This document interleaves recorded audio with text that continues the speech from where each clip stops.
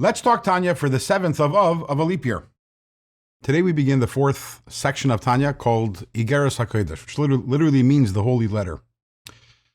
As mentioned in the beginning of the 3rd part of Tanya, Igeres Hatshuva, when the Alter Rebbe originally published Tanya, Tanya consisted of 3 parts.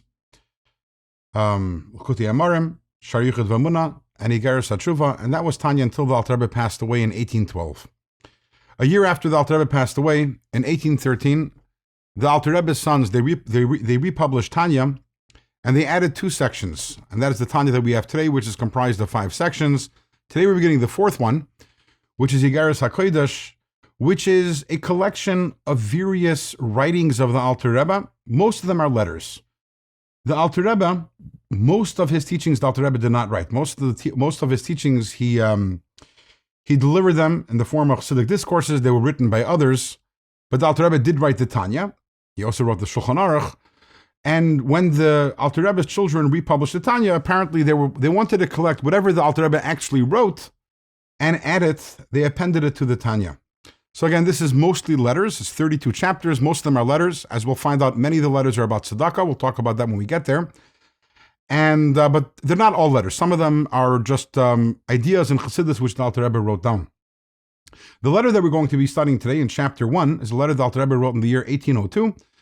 And this was one of a series of letters the Alter Rebbe was addressing to the new Chassidic communities. This was still in the infancy of Chassidus.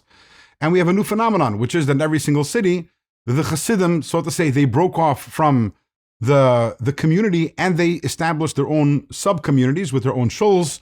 And there are many letters from the Alter Rebbe addressing protocols for these new communities and the new shuls. In this letter, the Alter Rebbe is going to be talking about 2 things specifically.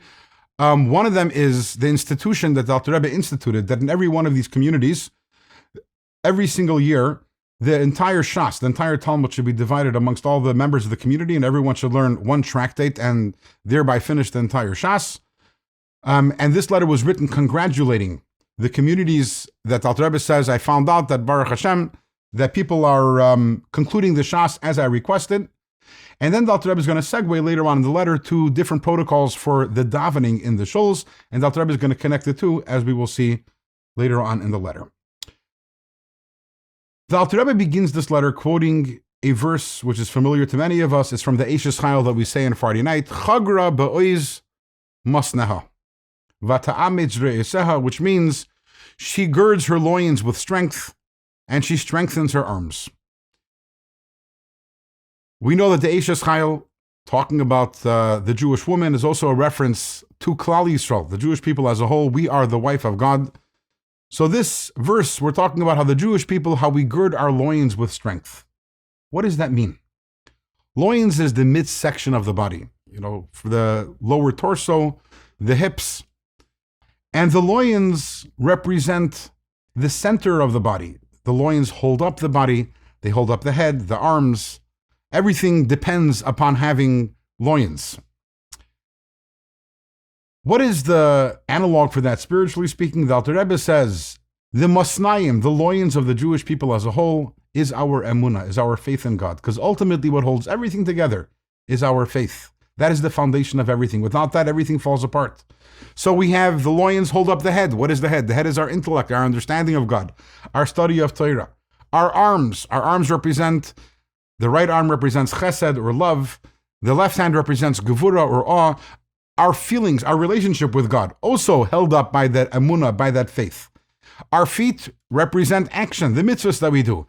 The middle of everything, at the center of everything, is the loins, is that emunah, the faith, that incredible faith in God that we have.